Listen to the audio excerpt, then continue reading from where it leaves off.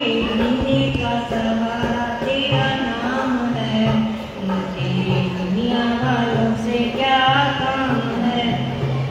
दर्शन में तेरे रंग गई गिरदर, छोड़ दिया जग सारा।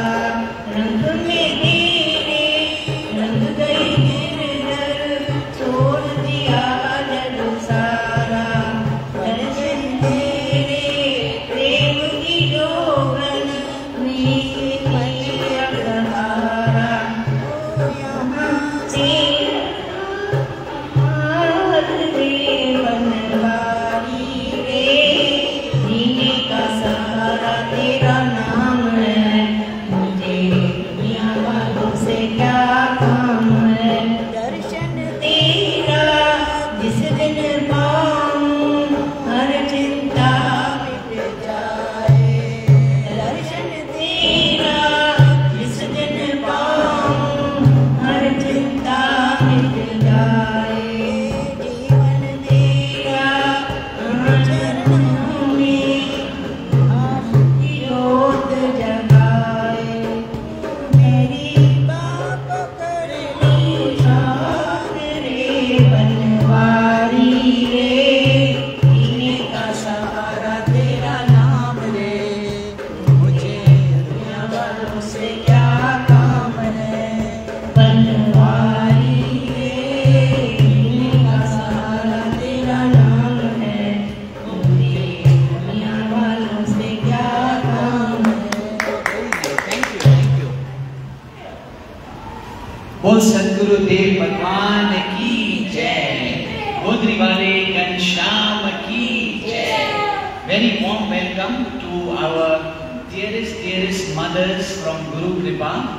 गुरु कृपा आश्रम यहाँ पर ही है और कितना अच्छा लगता है जब आप ऐसे आकर सरप्राइज देते हैं। We love each one of you. Thank you very much for being here. Thank you Baba for bringing them. Lots of love. जाके भी कोशिमा को एक बाकी जोर से बाकी give her a nice big hug from all of us. Love you. Love you.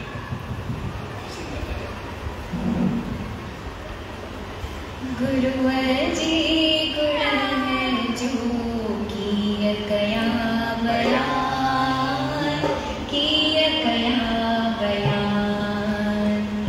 गुरुवर जी गुण जो किय कया बयान, किय कया बयान।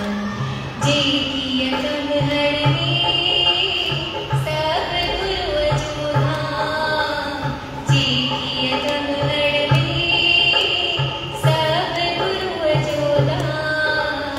गुरुवर जी गुण जो किय कया बयान, किय कया बयान। गुरु के पावना अंजलि आना, निसूरो नदान। विद्या जो अभिमान, कप्याऊ सब खेलनी। विद्या जो अभिमान, कप्याऊ सब खेलनी। गुरुवर जी गुण जो किय कया बयान, किय कया बयान। गुरुवर जी गुण जो किय कया बयान, किय कया बयान। आओ सद्गुरु अवत पहचो हठहारी, गुरु प्यालो प्रेम जो अंजलि प्यारी। आओ सद्गुरु अवत पहचो हठहारी, गुरु प्यालो प्रेम जो अंजलि प्यारी। अखियों खोले अंदर जो, अखियों खोले अंदर जो अजर अजरे खारी। अखियों खोले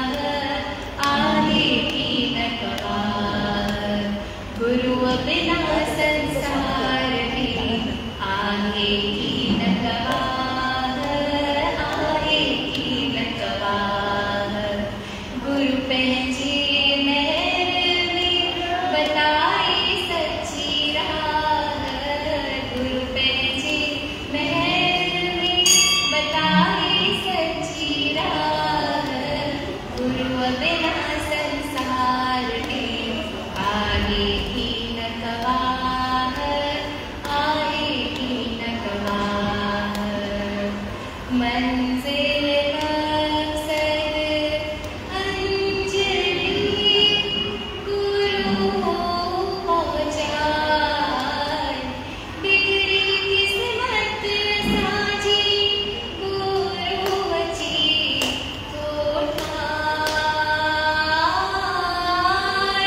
बिगड़ी किस्मत साजी गुरु बची तो ठाए,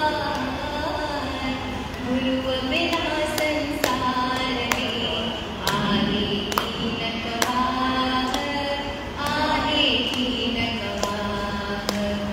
ओम नमो गुरुदेवाय, ओम नमो गुरुदेवाय, ओम नमो गुरुदेवाय, ओम नमो गुरुदेवाय, ओम नमो गुरुदेवाय, ओम नमो गुरुदेवाय, ओम नमो गुरुदेवाय, ओम नमो गुरुदेवाय, ओम नमो गुरुदेवाय, ओम नमो गुरुदेवाय, ओम नमो गुरुदेवाय, ओम नमो गुरुदेवाय, नमो गुरुदेवाय, ओम नमो गुरुदेवाय।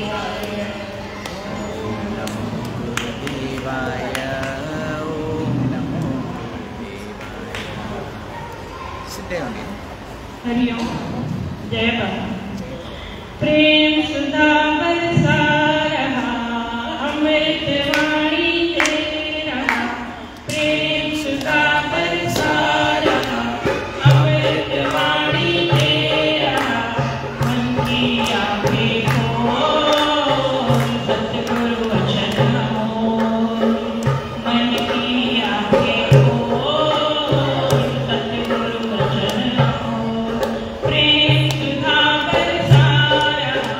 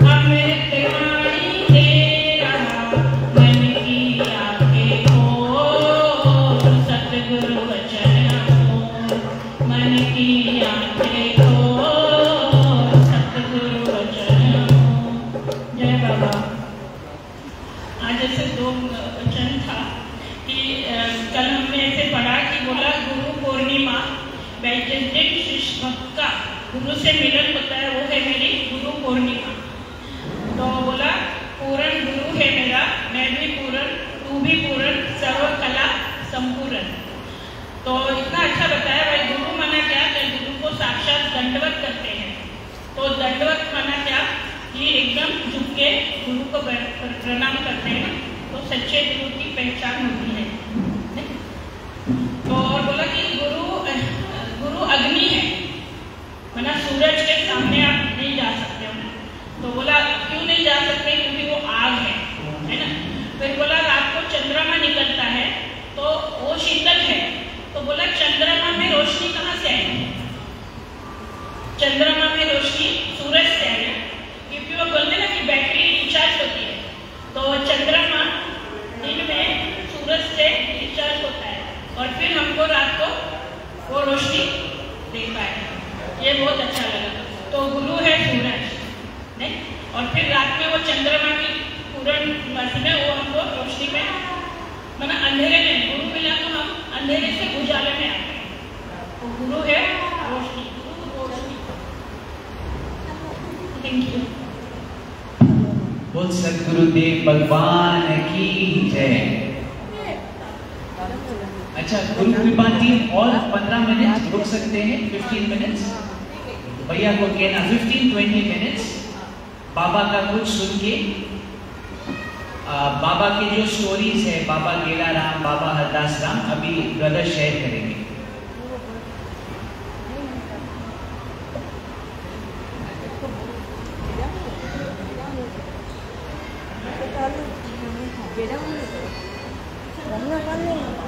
बोल गोदड़ी वाले घनश्याम की जय। दानी माता आप में से कुछ लोग जानते होंगे, जब यहाँ वाघोली में धाम का निर्माण हो रहा था तो बाबा गेलाराम के साथ दानी माता का बहुत बड़ा योगदान रहा है यहाँ इस धाम के निर्माण में। तो उन्होंने अपना अनुभव बताया है।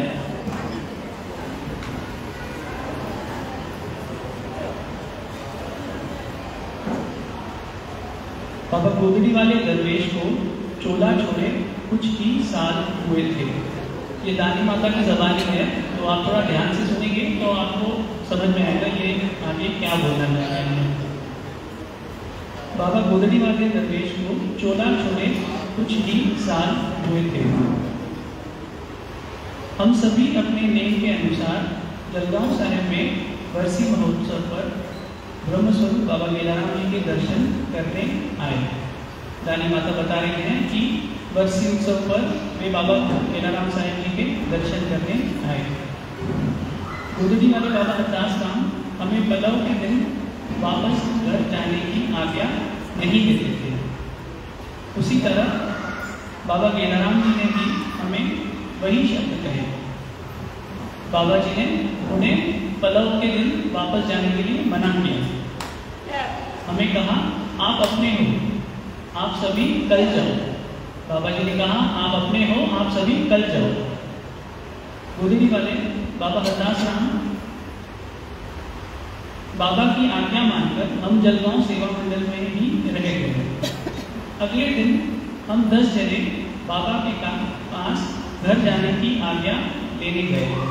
दानी माता जो है वो होशंगाबाद में रहते थे, तो दूसरे दिन वे बाबा से घर जाने के लिए आज्ञा लेने के लिए आए। मेरे सद्गुरु साईं को आने वाले हर पल के लिए जानते हैं। उन्होंने कहा कौन जा रहा है और कौन नहीं जा रहा। बाबा जी ने क्या कहा, कौन जा रहा है और कौन नहीं जा रहा। हम नादान बाबा के वचन को समझ न सके। बाबा को मेरे जीजा जी गंगाराम ने कहा, बाबा हम सभी आपसे आज्ञा लेने आए हैं। बाबा के चेहरे पर अजीब सी मुस्कान थी, जैसे कोई लीला रच रहे थे। बाबा ने एक शिष्य जो वहां खड़े थे उनको कहा, इन सभी मेहमानों को स्टेशन तक छोड़ आओ। जब हम सब जलगांव स्टेशन पर पहुंचे तब गाड़ी आ चुकी थी। हर एक डब्बा भरा हुआ था। दरवाजों पर भीड़ थी। हर डब्बा भरा हुआ था, दरवाजों तक भीड़ थी। जीजा जी ने कहा, आप लेडीज और बच्चे यहीं चढ़ जाओ, हम सामान लेकर अपने डब्बे की तरफ जाते हैं और मैं अगली स्टेशन पर आप सभी को लेने आऊंगा। मैं अपने दोनों बच्चों सहित और मेरी सहेली हाथ में बिस्तर एक डब्बे में चढ़ गए। जीजाजी और भैया, जीजाजी के दोस्त और मेरी बहन शानी, उनको सामान लेकर हमने आगे जाके देखा। वो तीनों, उनके बच्चे और उनकी सहेली वो उस डब्बे में चढ़ गए और उनके जो बाकी उनके साथी थे, उनके जीजाजी, वो आगे चले गए अगले डब्बे में चढ़ने के लिए। हमने सोचा वह आगे के डब्बे में चढ़े हैं। भूसावल स्टेशन पर गाड़ी काफी समय तक रुकी। हम जीजाजी की राह देख रहे थे।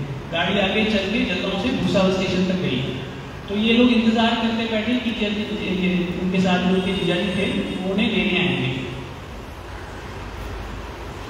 जब गाड़ी भूसावल से भी चली तो हमें यकीन हो गया कि इन सब की गाड़ी छूट गई है, इन सब की गाड़ी छूट गई है। हमारे होश ही उड़ गए, क्योंकि इतना लंबा सफर था, बच्चे भी साथ में थे, सामान, टिकट कुछ भी हमारे पास नहीं था। एक हाथ में चद्दर और तकिया था, पैसे भी नहीं थे।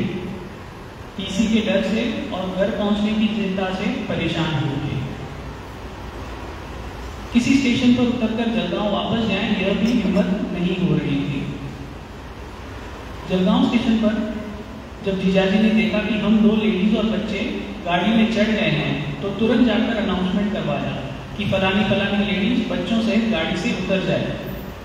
पर हमने उस अनाउंसमेंट की तरफ ध्यान ही नहीं दिया। जीजाजी भी चिंता में पड़ गए। वापस सेवा मंडल जाकर बाबा को सारी बात बताई।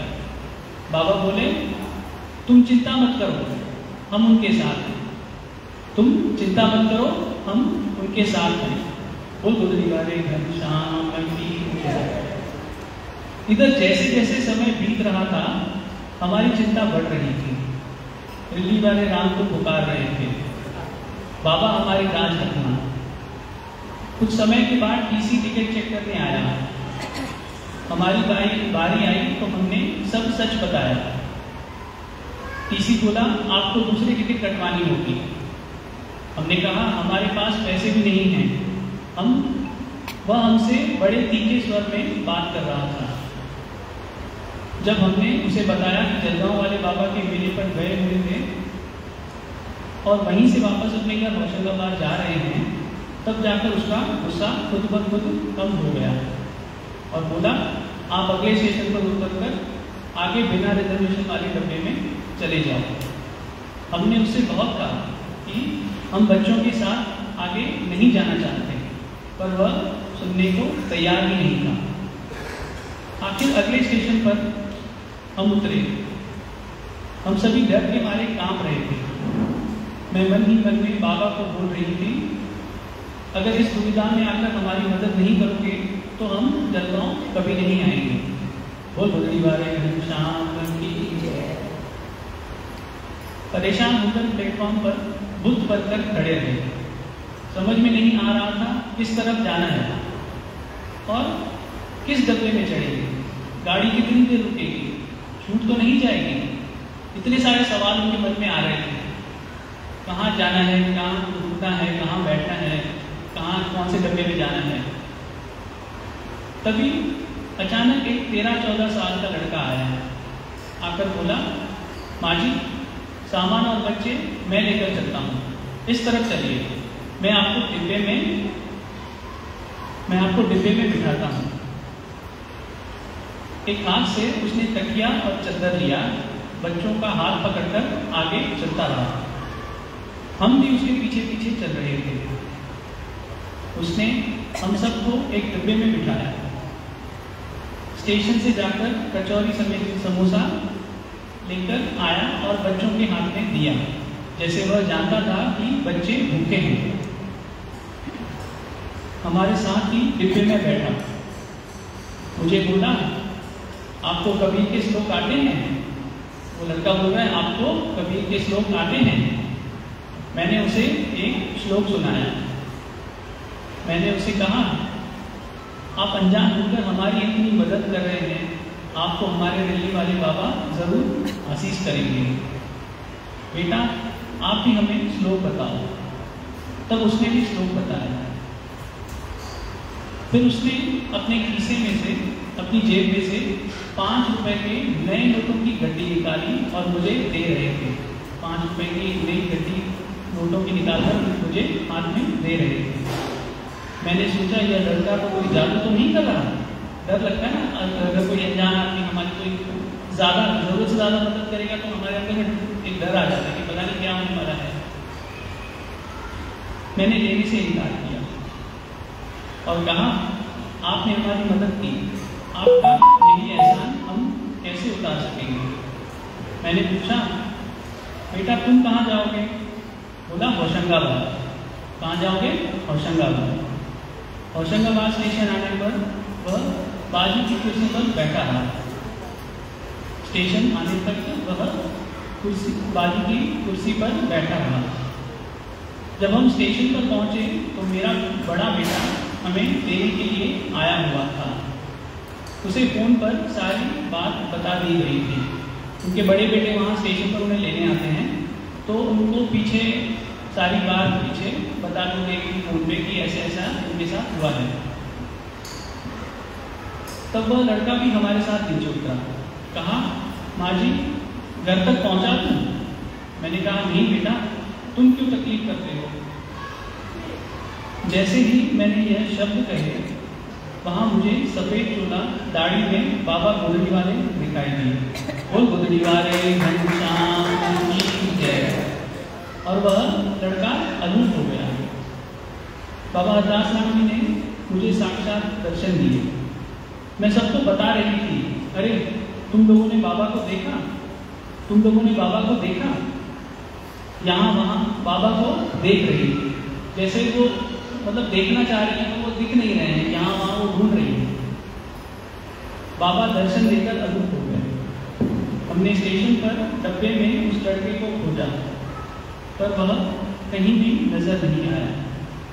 तब मैं समझ गई बाबा खुद हमारी रक्षा करने के लिए आए, हमें अपने शहर तक पहुंचा कर गए हैं। बोल गोदड़ी वाले घनश्याम की जय।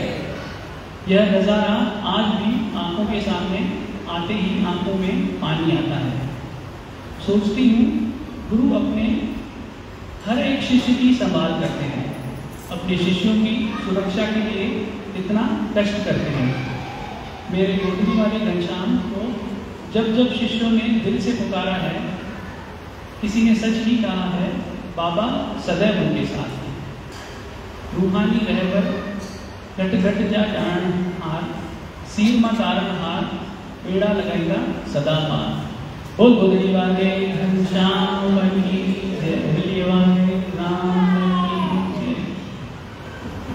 बोल गोदड़ी वाले घनश्याम की जय, शहंशाह बाबा के नाम साहेब की जय। बाबा हरदास राम साहब जी की पहली मुलाकात साईं कावाराम साहब जी से हालानी में हुई थी। साईं कावाराम साहब जब हालानी में भगत करने के लिए आए थे तो पहली मुलाकात वहाँ पे बाबा हरदास राम साहब भगत सुनने के लिए वहाँ बैठे थे। तो जैसे ही साईं कावाराम साहब जी की भगत चालू हुई तो बाबा हरदास राम साहब वो भगत में ऐसे विलीन हो गए कि उनको कोई भी शुद्ध बुद्धि ही नहीं रही। बाबा हरदास राम साहब वहाँ पे ही वहीं भंडारे चालू हो गए थे। हाँ, और एक बात कि बाबा हरदास राम साहब खुद टीचर थे, स्कूल में टीचर का काम टीचर थे। तो बाबा हरदास राम साहब रात को भगत के लिए गए थे, लेकिन उसके दूसरे दिन बाबा हरदास राम साहब जी को स्कूल में जाना था। उसके दूसरे दिन ही वहाँ पे प्रिंसिपल आने वाले थे तो उनको वहाँ पे हाजिरी लगानी थी, लेकिन साईं कावाराम साहब की भगत सुनने में इतना लीन हो गए कि वो सब भूल गए थे। तो जैसे जैसे सुबह हुई, साईं कावाराम साहब जी की जब पहले भगत चलती थी तो लोगों को उनका आवाज़ सुनना मतलब परमात्मा के इसमें ही लीन हो जाते थे। तो उस समय बाबा हरदास राम साहब का मतलब उनको याद ही नहीं रहा कि उनको जाना है स्कूल में। उसी दिन फिर उसके बाद में अचानक से बाबा हरदास राम साहब को एहसास हुआ कि मुझे आज स्कूल जाना था क्योंकि बड़े हेड मास्टर या बड़े प्रिंसिपल सर आने वाले थे, वहाँ पे हाजिरी लगानी थी। लेकिन जैसे ही वो उठे वहाँ से सत्संग में से, तो उन्हें टाइम का पता चला कि उनका टाइम पूरा स्कूल का ख़त्म हो गया, मतलब पूरा ख़त्म हो गया, तो अभी वो जा नहीं पाएंगे, अभी कुछ भी नहीं हो सकता। तो उनको तो यही लगा कि कल जैसे भी करके मतलब मुझे वहाँ से स्कूल से निकाल देंगे। तो उसके दूसरे दिन जब बाबा अरदासाराम साहब खुद गए स्कूल में, तो वहाँ के जो 2-3 उनके साथ में जो टीचर थे, तो उन्होंने बोला कि हरदास तूने तो कल बहुत अच्छा परफॉर्मेंस दिया। तो बाबा अरदासाराम साहब हैरान हो गए कि मैं तो आया नहीं था, आप ऐसे कैसे बोल रहे हो। तो उन्होंने बोला नहीं, आप आए थे, आप रजिस्टर में देखो आपकी साइन भी की हुई है, आखिर। तो बाबा अरदासाराम साहब सोच में पड़ गए, मैं तो आया नहीं था, तो ये कौन थे। तब उनको पता चला कि ये खुद साक्षात मतलब साईं गौरव साहब ही बाबा अरदासाराम साहब के रूप धारण करके वहाँ उनके हाजिरी देने के लिए गए थे। बोल बद्री वाले घनश्याम की जय। उसके बाद बाबा अरदासाराम साहब जी ने टीचर का वो सब छोड़ ही दिया, नौकरी वो सब छोड़ ही दिए, और बाबा ने सिर्फ यही सोचा कि आज के बाद ये जीवन अपने परमात्मा के लिए, जो इस समय मेरा हर समय रक्षा करता है, तो आज के बाद अब सिर्फ परमात्मा के लिए।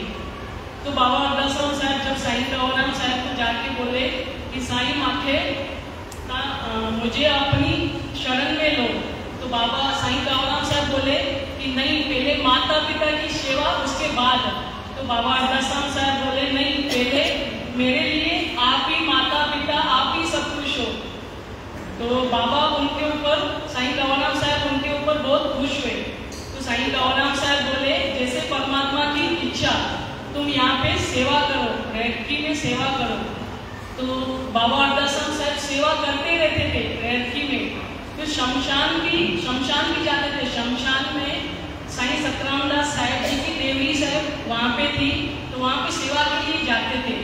तो वहाँ सेवा करते करते उनका दिन ऐसे निकल जाता था, पता ही नहीं चलता था, रात हो जाती थी। पूरा जंगल का एरिया था, वहाँ जाना मतलब रात को वापस बिल्कुल आना ऐसे पॉसिबल ही नहीं था, वहाँ से वापस आना।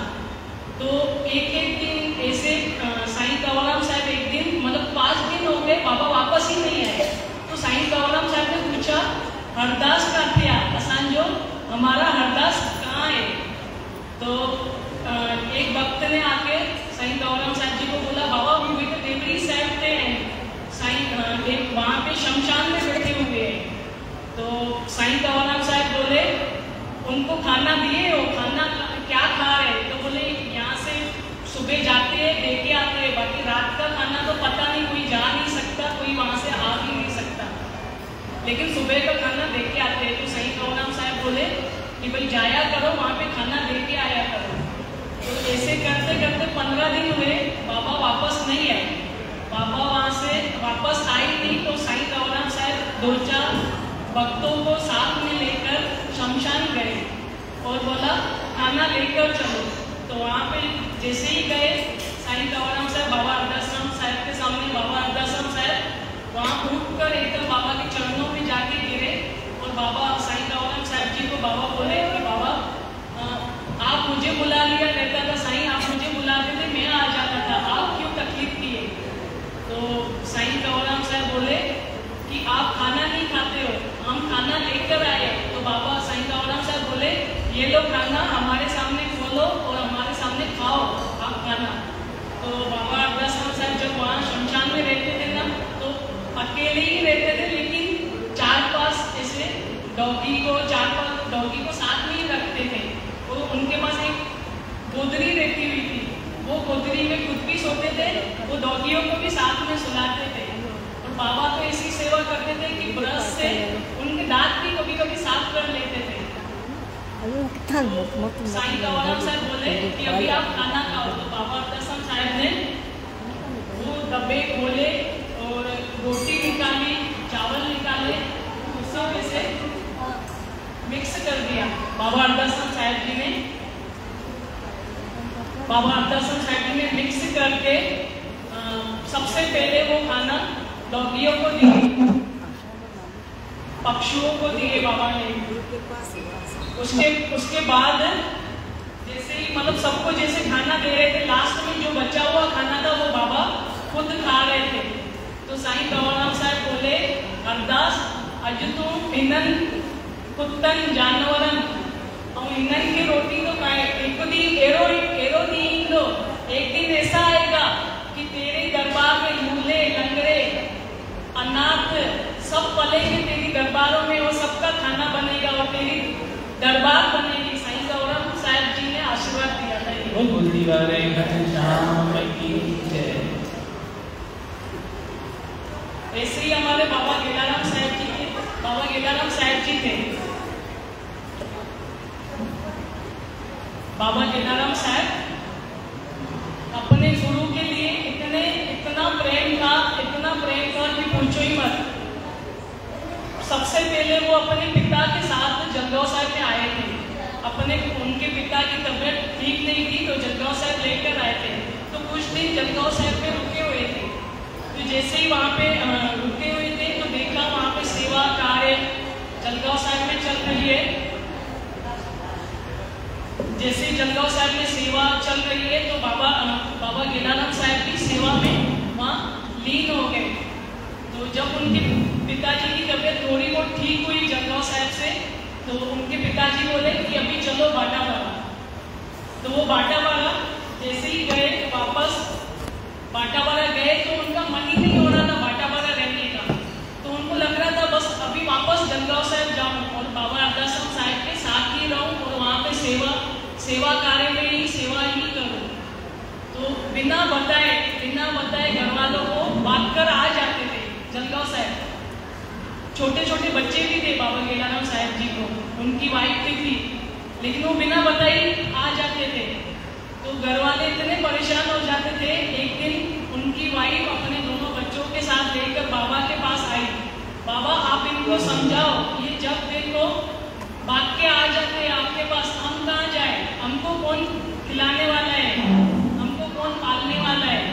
तो बाबा गेलाराम साहब जी को बुलाया और बोला कि भाई गेला, बाबा ऐसे बोलते थे, गेला तू 6 बजे तो अच्छे पयो, असा थोड़ी ना चाहूँ कि अच्छा होता है तू 6 बजे अच्छे। तो बाबा गेलाराम साहब एकदम सर नीचे, बाबा बोले वन जाने वापस जा, तू अभी वापस और बाटावाड़ा में वहाँ पे रुक। तो बाबा बोले ठीक है बाबा, जैसे आपकी आज्ञा। तो बाबा गेलाराम साहब वापस चले गए अपनी वाइफ के साथ और बच्चों के साथ। लेकिन कुछ ही दिनों में फिर से बाबा भाग कर आ गए। तो बाबा को बोला उन्होंने, बाबा ने पूछा गेला बड़ी अच्छी है वही जी? हाँ बाबा माँ चाह क्या, मुझे मन न तो लगे पयो माँ चाह क्या। तो बाबा वहीं पे सेवा करने लगे। फिर थोड़े समय के बाद उनकी वाइफ आई, बाबा को बोली कि बाबा दुकान भी न तो अले, दुकान भी बंद करे, अली तो अच्छे पयो, दुकान भी बंद करके चले आते हैं, आखिर हमारा क्या। बाबा की बोलने के बाद फिर से वो वापस गए, 2 बार फिर से वापस गए। फिर तीसरी बार बाबा ने बोला दुकान खोलकर और बंद करके नहीं आना, बाबा ने ये बोला। तो जब तीसरी बार फिर से बाबा भाग कर चले आए तो बाबा ने बोला गेला तो दुकान बड़ी बंद कर गया है वही, तो कैसा तू फिर से बंद करके आया शॉप, हमने आपको मना किया था, हमने तुम्हें मना किया था, लेकिन फिर भी तू दुकान खोल कर आया है। तो बाबा ने बोला कि बाबा अब तो हम दुकान खोल कर ही आ गए हैं, मतलब दुकान पूरा खोल कर ही आ गए। तो बाकायदे दुकान खोल कर चले गए थे, उनका पूरा सामान भी लूट गया था बाबा का। उसके बाद बाबा वापस नहीं गए। फिर बाबा खुद बाटावाड़ा गए थे एक बार, तो उनकी वाइफ को आशीर्वाद दिए। बाबा बोले हम तेरे साथ हैं, आगे चल के कुछ भी तकलीफ हो हम तेरे साथ हैं, हम निभाएंगे तेरे से। बाबा ये आशीर्वाद दिए। बोल गोदरीवाले घनश्याम की जय। एक बार बाबा जलगांव साहब में बाबा गेलाराम साहब कपड़े धो रहे थे, बुढ़े बुढ़ियों की सेवा कर रहे थे, कपड़े धो रहे थे। तो अचानक पता चला कि बाबा गेलाराम साहब बाबा अरदासान साहब कलकत्ते निकल गए, कलकत्ते चले गए। तो बाबा जब कपड़े धो रहे थे ना, तो नीचे से अंगोछा पहना था, ट्रॉवेल पहना था। तो उनको पता ही नहीं था कि ट्रॉवेल पहना हुआ है या क्या है। बस जैसे ही पता चला कि बाबा अरदासान साहब चले गए हैं कलकत्ते, बाबा गेलाराम साहब वो ट्रॉवेल में ही ट्रेन में चढ़ गए कलकत्ते के लिए, दूसरी ट्रेन में। बाबा तो आगे निकल गए, लेकिन वो दूसरी ट्रेन में इतना प्रेम था कि बाबा के बिना एक पल भी उनका, लेकिन ये पता रहता था कि बाबा अगर सेवा मंडल जंगवा साहब में आए तो सारा दिन सेवा करते थे, लेकिन ये पता था बाबा रूम में बैठे हुए हैं। लेकिन जब ये पता चलता था बाबा कलकत्ते चले गए, तो ट्रॉवेल में उनको पता ही नहीं था, वो चले गए वहाँ से सीधा ट्रेन में चले गए। ट्रॉवेल ही पहना हुआ था, याद ही नहीं था उनको कि नीचे से कुछ कपड़े पहनने हैं या क्या। तो ट्रेन में गए। अभी बाबा को ये भी नहीं पता था कि बाबा अरदासान साहब कलकत्ते में कहाँ पे रुके हुए हैं, किस प्रेमी के घर में रुके हुए हैं। तो अचानक से ही ट्रेन में एक कोई उनको मिल गया, कोई वहाँ पे पहचान वाला। तो उन्होंने बताया कि कलकत्ते में बाबा अरदासान साहब एक धनी अम्मा के घर में रुकते थे। तो वहाँ पे बरोबर उन्होंने वो जगह पे कलकत्ते में पहुँचाया। तो बाबा गेलाराम साहब जैसे ही उनके घर में गए, जैसे ही घर में ऐसे घर के बाहर खड़े हुए, तो पूछा कि बाबा अरदासान साहब कहाँ हैं। तो वो बोले कि बाबा अरदासान साहब बाहर अंदर आराम कर रहे हैं। तो बाबा गेलाराम साहब की इतनी भी हिम्मत नहीं हुई कि अंदर जाके बैठूं। बाबा बाहर ओटे पे ही वो अंगोछे में ऐसे जाके सो गए। वहाँ पे बाहर ओटा रहता था पहले, वहाँ जाके ऐसे सो गए। जैसे ही किसी प्रेमी ने बाबा अरदासान साहब को बताया कि बाबा बाहर गेलो आया था, तो बाबा अरदासान साहब इतना खुश हुए कि सीधा फटाक से बाबा अरदासान साहब बाहर आ गए। और बाबा ने बाबा गेलाराम साहब को देखा और इतना खुश हो गए। बाबा एकदम खुशी से बाकी पहन लिए। और बाबा ने बोला, गेला ये सब अंगोछे भी अच्छी है, वही कुछ कपड़ा न पाया है वही। तो बाबा ने अपना चोला उतार के बाबा गेलाराम साहब जी को पहना।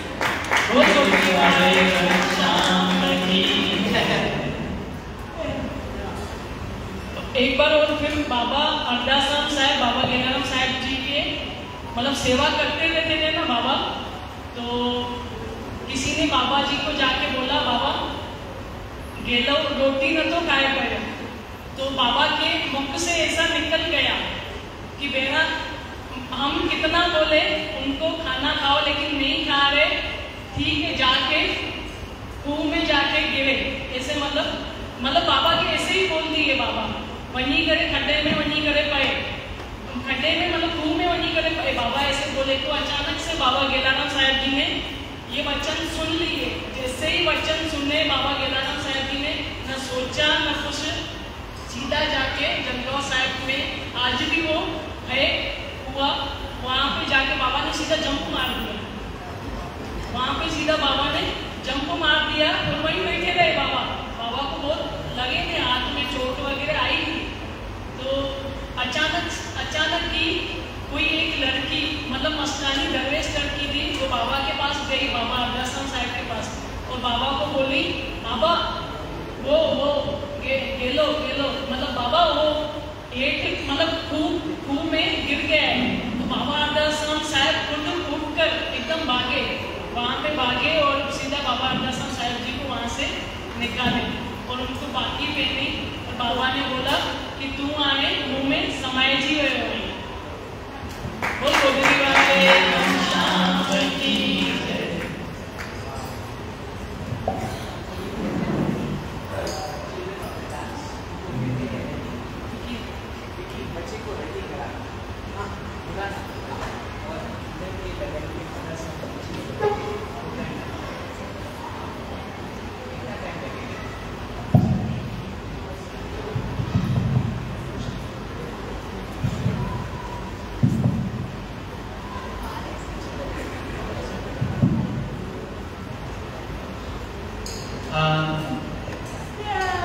आज जब गुरमुख जी आए थे तो कौन हाजिर नहीं था? अच्छा, तो जब गुरमुख जी अरदास कर रहे थे तो ऐसे ही अपने अपने भाव से, प्रेम से बाबा को देखकर कहा, बाबा आप तो राजी हो गए, मेरा यहाँ 4 बार आना हुआ है और मुझे सेवा देते रहना, पर मेरे अंदर ये एक बूंद घमंड नहीं आने देना। तो ये बात बड़ा दिल को छुआ था। सेवा हमको कृपा से मिलता है, सबको सेवा कृपा से मिलता है। और गोल और एम सेवा का क्या रहता है कि हम ये जो आए हैं, ये जो सेपरेशन है, अहंकार है, ये डिसॉल्व हो जाए। लेकिन जब सेवा मिलता है तो मन अहंकार क्या करता है, मैं सेवादारी हूं, मैं ये करता हूं। तो ये हमको साइड में रखना है। Goal of seva is to merge with the divine, to merge with our beloved. और ये इश्क में रहना कितना लकी है। अभी जय बाबा भी उनके लाइफ में हमने बहुत स्टोरी सुने हैं कि बाबा हरदास राम उनके जीवन में आए, फिर दादा लक्ष्मी भगवान उनके जीवन में आए, और फिर स्वामी अमर ज्योति के पास भी ज्ञान सुनने के लिए। तो जब ये बार हम लास्ट ईयर जब हम गए थे लातूर में, तो कोई एक योगी ने कहा कि जय बाबा ने उसको कहा कि मेरा ये सर, ये मेरा लक्ष्मी भगवान को है, लेकिन ये मेरा तन जो है ये बाबा के लिए है। तो फर्स्ट टाइम मैंने ये बात सुना था कि मेरा जो शीश है वो मैं लक्ष्मी भगवान को, लक्ष्मी भगवान के लिए, लेकिन ये जो मेरा तन है, मेरा ये जो एनर्जी है, सेवा के रूप में बाबा हरदास राम। बोल बाबा हरदास राम साहिब की जय। सबने स्टोरी सुना जब जय बाबा छोटे थे और कैसे बाबा हरदास राम उनके लाइफ में आया। किसने नहीं सुना है जय बाबा के मम्मी के लाइफ के बारे में? आपने नहीं सुना है? हाँ, आप इधर आइए, पहले आप इधर आइए। हाँ, अच्छा, हमारे माया दीदी के लिए एक वेलकम क्लैप देना, अहमदनगर से आई है। जय बाबा हमेशा कहते ये मेरा फ्रेंड है, ये मेरा फ्रेंड है अहमदनगर में। तो जब जय बाबा छोटे थे तो दिल्ली में रहते थे ना, दिल्ली में, सिंध में, फिर वहां से दिल्ली आए थे। दिल्ली से अहमदनगर पहुंचे और अहमदनगर में सब छोटे छोटे बच्चे थे, काफी गरीब थे, बहुत गरीब थे, क्योंकि दादाजी जो थे वो रिजुमल कराची वाले के पास काम करता था, माया के डैडी के पास, राइट। और दादी माँ हमारा सिलाई करती थी। दादी माँ का सहेली जामन माँ उसका नाम था। तो दोनों फ्रेंड्स थे। तो जामन माँ जो था उनका उनके ब्रदर इन लॉ, उनके हस्बैंड के ब्रदर बाबा हरदास राम थे ना, जामन माँ के। तो जामन माँ के रिश्ते में आ गया।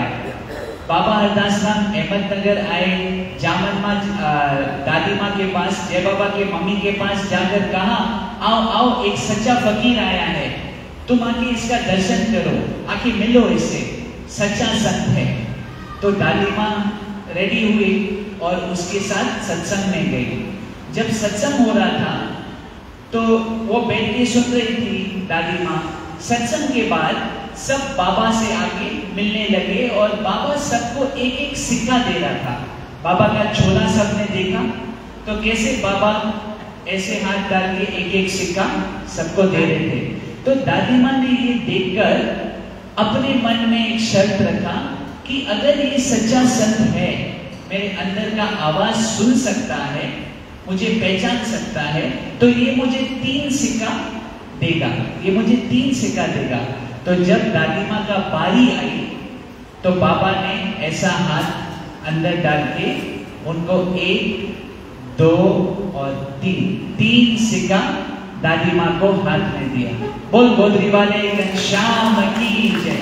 जब ये हुआ हमारे भी लाइफ में, जब मिरेकल्स होता है तो और श्रद्धा और विश्वास आता है, भक्ति भी ऐसा पैदा होता है, और भक्ति होता है ना, जब श्रद्धा है, विश्वास है, तो भक्ति भी रहता है। तो ऐसे ही दादी माँ के जीवन में जैसे जैसे बाबा हरदास राम आने लगे ऐसे और श्रद्धा और विश्वास और भक्ति, इतना भक्ति में उन्होंने अपने सारा परिवार को ऐसे समझो परिवार बैठ के मदार साहेब पढ़ते थे या बाबा के लीला, बाबा के जो वचन थे वो शेयर करते थे। तो एक बार क्या किया दादी माँ ने, पैसा इकट्ठा करके, गरीबी के हाल में भी पैसा इकट्ठा करके पूरे परिवार को, उस समय कितने बच्चे थे मालूम थे? जय बाबा के मम्मी को उस समय 10 बच्चे थे, 10 और फिर थोड़े टाइम में 12 हो गए थे। तो बाबा हरदास राम जब मिले थे तो 10 बच्चे, फिर 2, 3, 5 साल, पता नहीं कितने साल के बाद फिर 12 हो गए। पैसा इकट्ठा करके सबको दादी माँ ने पूरे परिवार को बाबा के पास लेके गए। जैसे हम सब करते हैं अपने बच्चों के लिए, अपने परिवार के लिए, कैसा वो रहता है कि ये भी गुरु के पास आए, इसको भी सत्संग के लाइन में मिले। तो दादी माँ ने पूरे ऐसे फैमिली को जलगांव लेके गए। तो जब जलगांव में पहुंचे तो बाबा बहुत प्रसन्न हुआ, क्योंकि पहचानते हैं किस भाव से आ रहे हैं, किस भाव से आ रहे हैं। और उस समय दादी माँ गई थी प्रेम भाव से। कभी ऐसा होता है ना, उनके इश्क में हम अपने क्या बोलते हैं, बुद्धि, सिद्ध बुद्धि, सब कुछ भूल जाते हैं और बिना कुछ उनके पास पहुंच जाते हैं। ये उसके प्यार की महिमा है। तो बाबा ने ये देखकर इतना प्रसन्न हो गए कि बोला, शांता इधर